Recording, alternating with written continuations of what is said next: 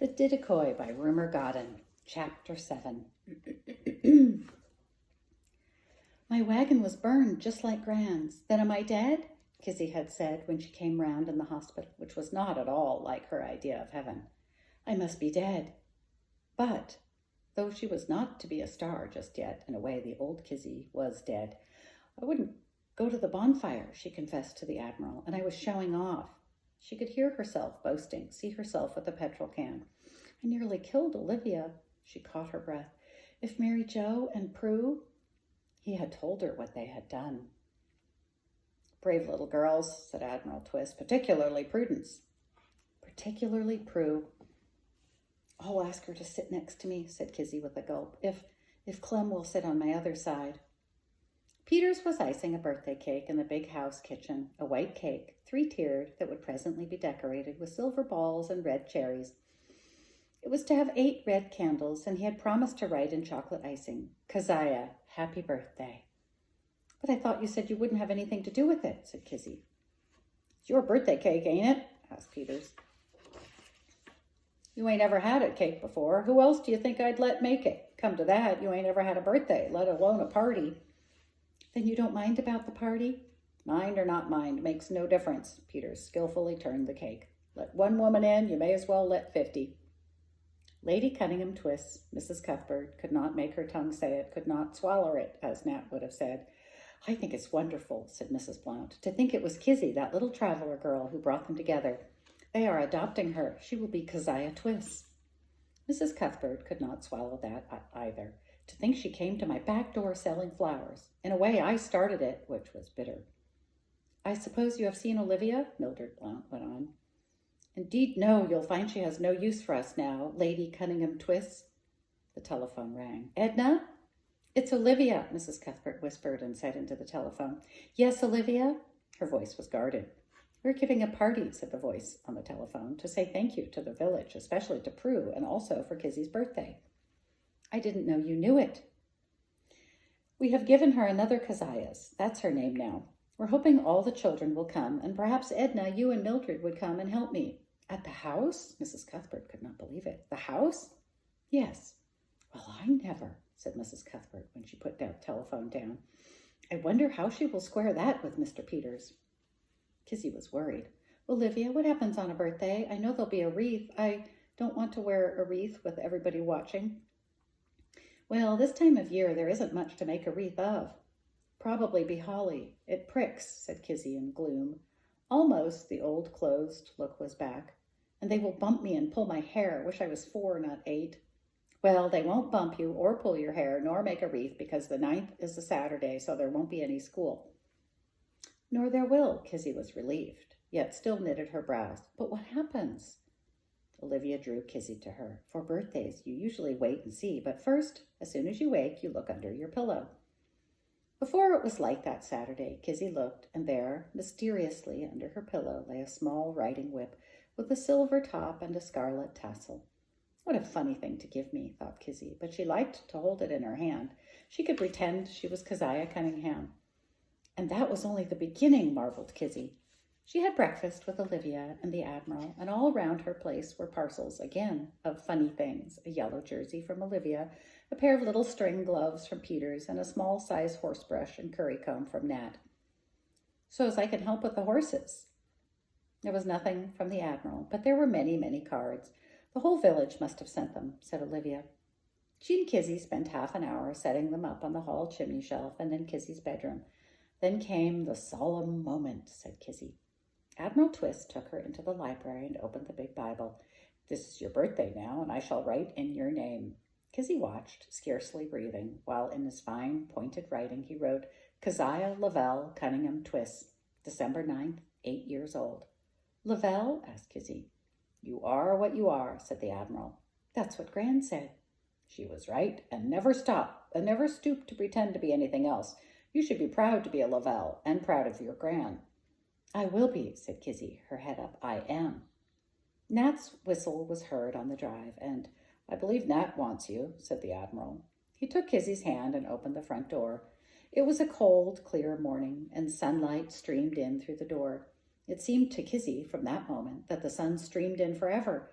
There was frost in the air, what Nat called finger-cold weather, and on it Kizzy caught a whiff of something loved, familiar, the scent of horse and leather, for there on the drive, Nat, trying to keep his smile in, was holding the prettiest pony Kizzy had ever seen or imagined, a small bay pony. 12 hands, said the Admiral, or rather 12 too. The pony's ears were cocked as he looked toward them, his dark mane and flowing tail well brushed out, his coat shone as did his new saddle and bridle, his silver bit, and he fidgeted his small hoofs on the gravel. Now then, said Nat. But whose is he? Kizzy was dazed. Well, he isn't mine, said Nat, nor the Admiral's, nor his ladyship's. I don't think Peters would ride him. I believe he is meant for you. Kizzy had her first ride that morning in the railed school where Nat lunged the young horses. She walked the pony round as Admiral Twist told her, trying to hold the reins properly, used her legs to do the exercises he taught her while Nat watched critically. Half an hour's enough, said Admiral Twist, but you must learn to put your pony away. Take off his saddle and bridle, then put on his halter. Give him some water and put him in a stall to cool off while you clean your tack. Kizzy had one moment of doubt and did not voice it to the Admiral. Nat, she said as she polished the small saddle, do you think Joe would mind? Mind what? My having another? Of course not, said Nat. He would like to think he had made you love all horses. Besides, this ain't another Joe. He's Joey. Joey. And old Joe knows he's too big for your wagon. This pony fits. But I haven't got a wagon now, said Kizzy. It was almost 3 o'clock, time for the party. The party had brought another worry, a crease in Kizzy's happiness, but she kept it to herself until Olivia had said, What is the matter, Kizzy? Nothing. Something. Tell me. Olivia, said Kizzy, when the girls at school go to parties, they all wear dresses. I have lovely jerseys and skirts, but I haven't a dress. Haven't you? Of course they're quite clean. Haven't you? Olivia said it again. Then, I should go upstairs and look. On the new white bed, a dress was spread. The last dress Kizzy had owned had been the draggled strawberry pink cotton. This was of a soft maroon cloth, its sleeves puffed white muslin, with a white ruffle at the neck. The bodice was laced with blue, and round the skirts ran a band of blue velvet. It's Keziah's dress, breathed Kizzy. This Keziah's, said Olivia. The great drawing room had been opened for the grown-up guests. The children's tea was set in the dining room on the Admiral's long table, with another equally long beside it. Peters's cake was on a separate table with a wreath of holly round it. You see, you don't have to wear the wreath because it's round the cake, said Olivia. There were sprays of holly down the table and red crackers. After tea, there would be games and a conjurer. Then the Admiral was to set his tug, the Elise May, going on the lake with its port and starboard lights shining. And its searchlight lit, said Clem, who was to help. It would come to shore, I hope, said the Admiral, with a cargo of sweets and a bag for every child. There's never been a party like this in the village, said Clem. Nor at the house, Peters had to admit it. At least not for 100 years, said Admiral Twist. Yet it made Kizzy uneasy, more and more uneasy. This was the sort of party given for Keziah Cunningham Twist. Kizzy Lavelle might have asked for a few boys and girls, thought Kizzy grudgingly, to come by her fire in the orchard, if she had had a fire and an orchard. In the old days, when other travelers had drawn off the road to see Gran and camp in the orchard for the night, food had been shared round, mugs of tea made, and then Gran had lit her pipe with men and someone brought out a mouth organ or an old violin or just tambourines, thought Kizzy, and everyone would sing. Often they danced against the darkness of the trees and sky with the fire stirred up as if the sparks were music. That was the kind of party she understood, and, in the beauty of her new dress, she went and looked out of the window, away to where the Admiral's orchard lay over the line of trees. Wish I had my little orchard in my wagon, thought Kizzy. She was Keziah with a pony and a gracious, spacious home, more like a little princess than the saucepot that you are, as Peters said, yet the old gypsy yearning was there.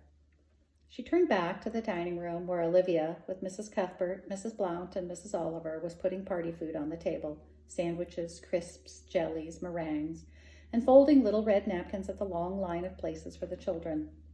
Wish they wasn't coming, muttered Kizzy. Her hard shell was back. They're not coming for me, muttered Kizzy. They're coming, like Prue did, for the house. None of them like me except Clem.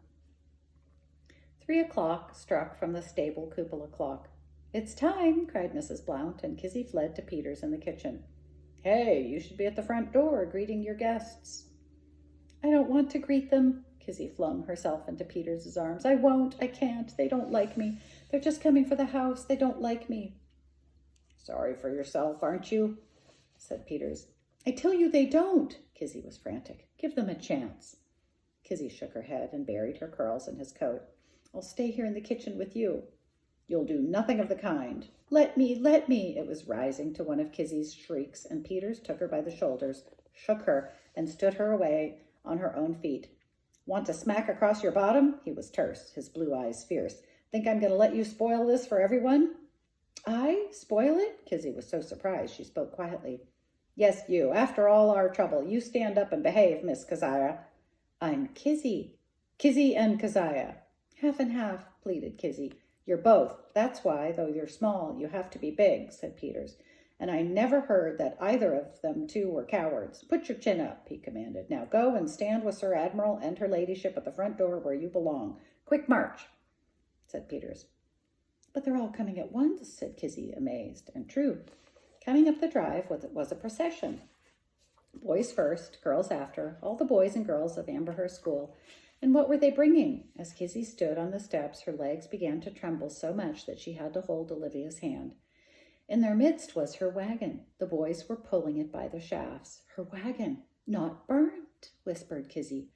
Far from it. Its green paint was glossily new, as was its gilding. Its brass flashed, and its new windows were clean. The white curtains were new, and the window boxes filled with earth. Prudence carried the kittle iron, Mary Jo the kettle. Best of all, under the wagon was slung a net of hay. For Joey? Stammered Kizzy. You see, Admiral Twist explained to Kizzy, the wagon almost escaped the fire. It was smoked and blackened, everything scorched and grimed, that was all. The boys took it out of the cottage garden and hid it in Oliver's barn. And all of us worked to make it new, said Clem.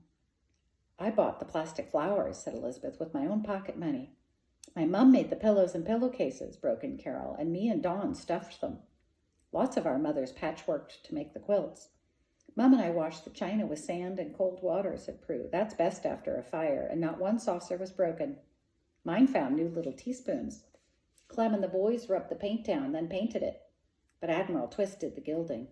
My dad put on bicycle tires so the wagon could go easier on the road. That was Susan from the garage. Mine got the bulbs, little daffodils for the window boxes, said Jennifer from the market garden.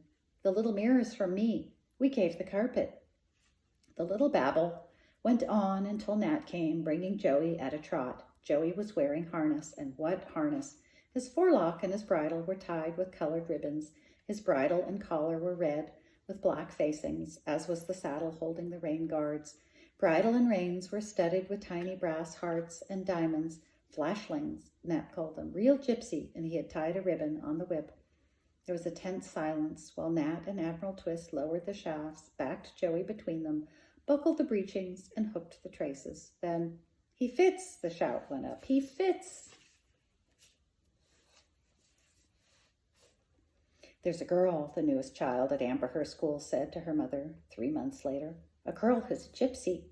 At least, she's half a gypsy. She has rings in her ears, and she sometimes comes to school in a little wagon. It's her own wagon, a real gypsy one. And she leads the pony herself. The pony is called Joey, and his harness is red and black and sparkling. Sparkling? It has little bits of polished brass. She unharnesses the pony and turns him into a field while we have lessons, and sometimes Mrs. Blount lets her ask 2 boys or girls to go into the wagon and eat their lunch with her. Not me, of course. Big girls like Mary Jo, Elizabeth, or Prue, but perhaps one day she might ask me.